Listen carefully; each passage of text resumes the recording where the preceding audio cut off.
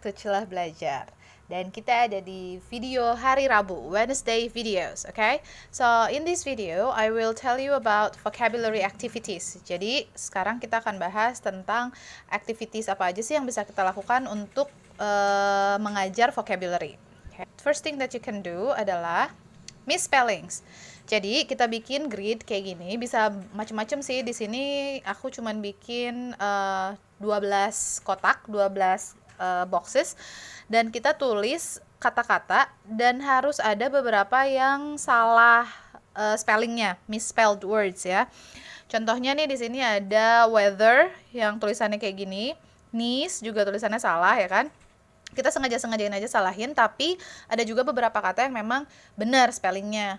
Nah, nanti kita minta anak-anak atau our students to actually point out the misspelled words and correct them. Contohnya kayak gini. Oke, ini contoh yang salahnya yang mana aja. Lalu setelah mereka tahu, ask them to actually correct the words. Dan mungkin kalian juga bisa minta murid-muridnya untuk bikin kalimat dari kata-kata tersebut. Okay, next, divide these utterances. So, ini sih untuk yang masih elementary banget ya.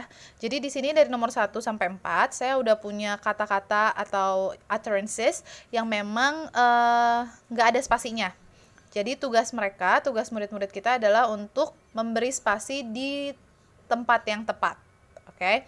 If you have ever thought snake words or something, mirip kayak gitu. Cuman bedanya kalau ini kan sebuah kalimat. Nah, kalau yang snake words itu adalah kata-kata yang digabung semua dan ada distraction dari huruf-huruf lain gitu. Next, guess the word. Nah, di sini saya udah kasih beberapa clue untuk beberapa kata, dan katanya tuh diacak. Jadi kayak anagrams gitu. Biasanya kan kalau kita kelas offline itu kita kasih di tempel-tempel tuh di dinding di beberapa tempat, terus mereka harus cari di mana dan mereka harus susun kata-kata tersebut. Tapi kan karena kita sekarang online, so you can actually still do the anagrams, tapi caranya kayak gini. Nah, untuk mindahinnya mereka sebetulnya bisa tinggal klik aja dari kotak-kotak ini, tinggal pindahin ya kan.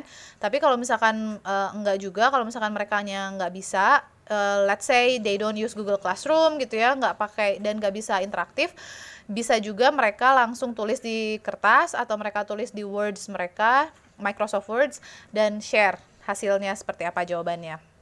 And then compare it to your answers. Kayak gitu.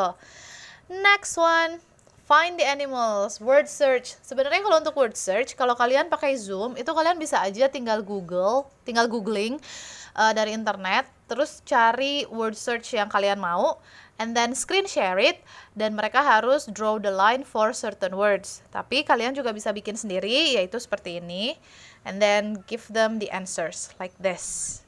Okay. Next, dictation. Nah, ini untuk melatih listeningnya mereka. Jadi kita bisa aja ubah activity ini jadi spelling activities, atau kita bisa juga langsung bilang satu kata tersebut, see how they are aware of the different sound and written word in English. For example, maybe you want to say for higher level students ya, misalnya kalian mau bikin scrumptious, and then they have to write down scrumptious correctly. Or you can have a spelling session, spelling activity. For example, ridiculous, ridiculous. Yeah, that's the correct one. Okay, so you can do both activities with this kind of dictation. And then next, okay, this is the categorizing activity. So when you have two categories here, adjectives and nouns, and then you have some words inside the box, and what they have to do is they have to match or move the words into the correct box. Yeah, it's so easy. Okay, next is verbal tenses. Nah, ini kita bikin present, past, future dengan verb yang sama. Contohnya presentnya I draw, pastnya adalah I drew, future is I will draw. Like that. Ini rata-rata simple vocabulary, but then you can modify them, ya. Next one, masih verbal tenses, cuman di sini mereka harus mengganti verb yang ada di dalam brackets into the right form. For example, Timmy Jimmy do his homework yesterday. So because this is yesterday, so the do should be changed into did. Okay, simple juga. Next one.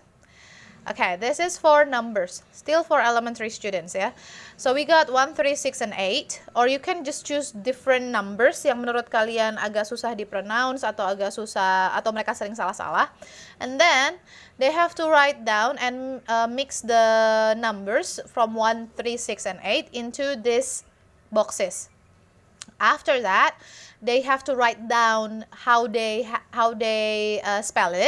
spell the numbers, and then they can spell it to their friends, and their friends should write the right sequence of the numbers. Okay, for this one, infinitives is that we got 4 sentences here, and what your student have to do, murid-murid kalian itu tinggal underline verbnya, digaris bawahi verbnya, lalu ubah ke bentuk jadi misalkan ini has berubah jadi have, and then this is loves berubah jadi love, like that. Okay, this one is another categorizing, but this one is for word family. So we got flower, carry, and far. Same instructions. They have to match the categories with the words over here. So they have to match the words in the box with the right categories. Okay, next. Root words. This one can be used for TOEFL as well. Karena di TOEFL itu kita belajar root words ya. Ini agak-agak ribet sih memang. Cuman it's good for your students to practice this. Say all the words derived from the root word deca. Hint, all of them have something to do with the number 10. For example, decade, 10 years, right? And then decorate. Nah, decorate doesn't really interpret number 10, right? So it must not be it. Maybe decathlon. Decathlon is like a marathon, maybe, right? If I'm not mistaken. Anyway, but basically these are all the answers. Okay, you can use different root words with different distractions as well. Okay, next one. So this one we have one full story, one full paragraph consisting of mistakes in it. Yeah, for example, Venus has a beautiful name. So the beautiful has double L, which is wrong. Supposed to be only one L, right? So they have to correct this kind of mistakes. Okay, so they need to find the mistake and change them, correct them.